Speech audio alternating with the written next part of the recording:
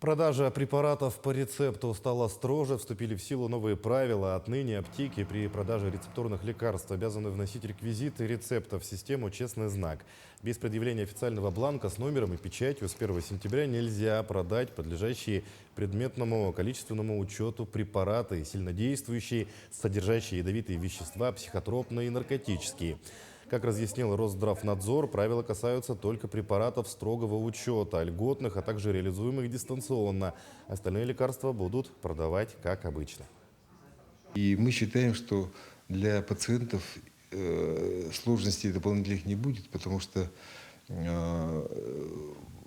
внесению в систему подлежат только лекарства льготные и из группы предметно-качественного учета, поэтому количественного учета. Поэтому сложностей мы не наблюдаем и не предполагаем, в связи с тем, что для пациента и для медорганизации правила не изменятся, а у аптек появится лишняя процедура.